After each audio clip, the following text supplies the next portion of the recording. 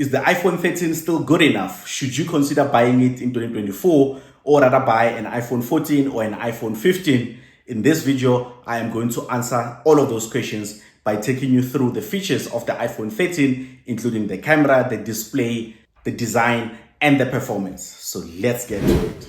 How's it going, everyone? My name is Musa Nziane. So last month I sold my iPhone 13 because I upgraded to the iPhone 15. But I must say that a part of me didn't want to sell the iPhone 13 because it is still good enough. And I think it is still good enough for 2024 and beyond. And here are the reasons why I think so, starting with the design. So the design of the iPhone 13 is pretty much modern because it is the same flat edges design that is used on the iPhone 14 and the iPhone 15. The only difference between the iPhone 13 and the iPhone 15 will be the notch, because the iPhone 13 uses an older notch while the iPhone 15 uses the modern dynamic island notch. The only downside to the iPhone 13 design is the glass back, which can catch a lot of fingerprints when you compare it to the iPhone 15, which is a matte finish that will catch less fingerprints. But other than that, the design is still pretty much modern. And of course, most of us use a case on our iPhones, so I don't think that should be a big deal.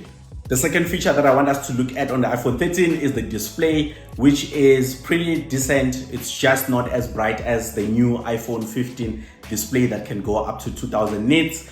The only disadvantage, I guess, for the iPhone 13 will be when you're outside on direct sunlight. When there is too much light, you might not be able to get a clear viewing on the display.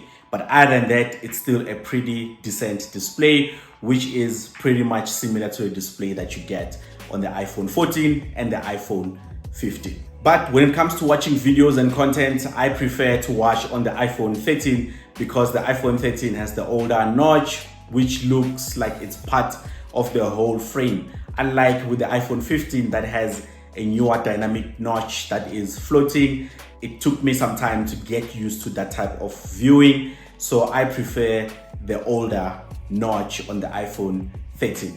And by the way, guys, if you are enjoying the video and if you think you're getting some value out of it, please hit the like button and consider subscribing to the channel for more content.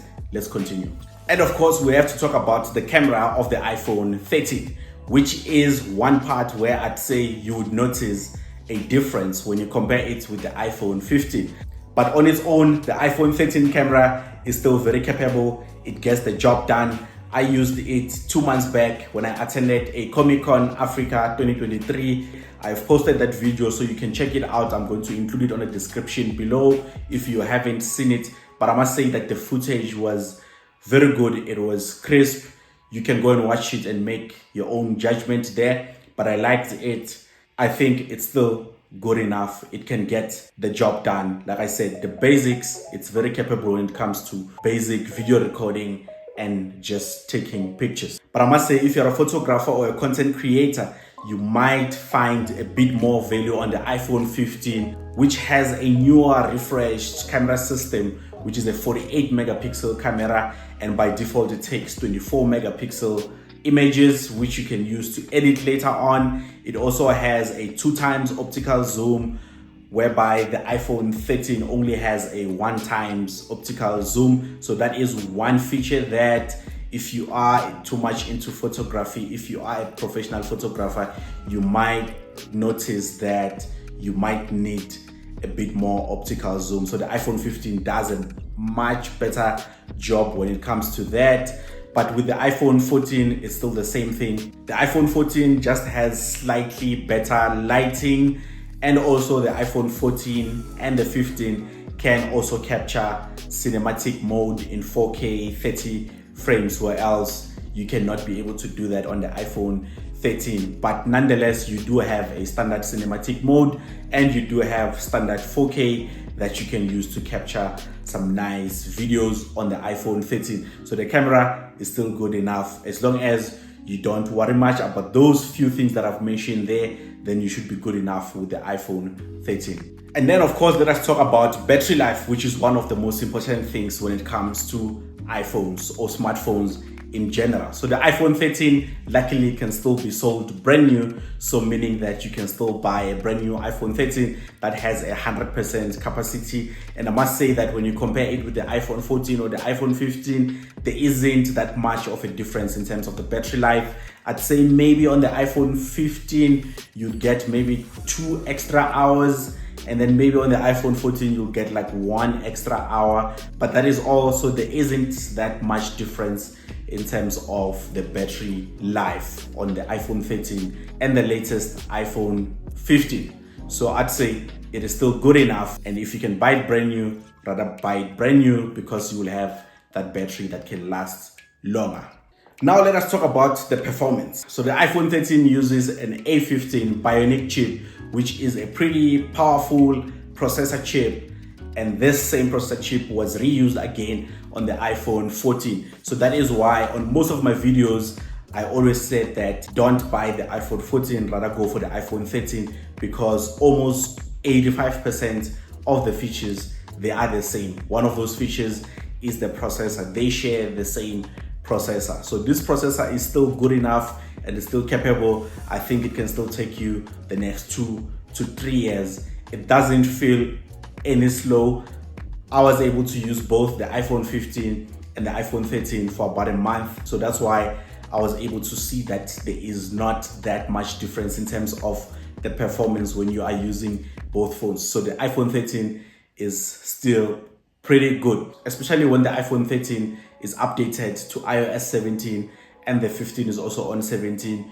You can barely notice the difference there in terms of the performance. The iPhone 13 doesn't feel any slower.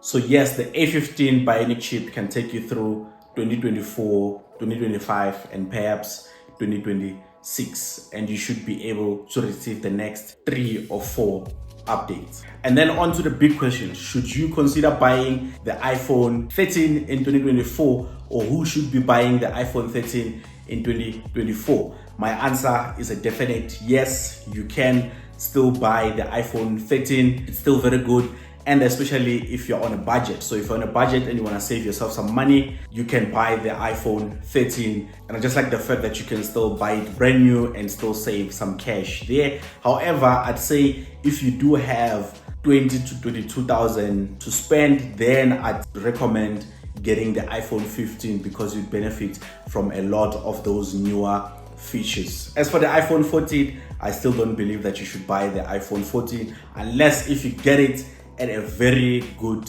deal. Then yes, you can buy the iPhone 14. But other than that, the iPhone 13 should still be good enough for most people for basic use. But like I said, if you're a photographer or a content creator and you care much about all of the things that I've mentioned, such as the optical zoom and maybe slightly improved portrait, then that's when you can consider getting an iPhone 15. And that is it. We have come to the end of this video. So thank you for watching. I hope you enjoyed this video. If you enjoyed it, please be sure to hit a like and consider subscribing for more content like this. I'll catch you on the next video.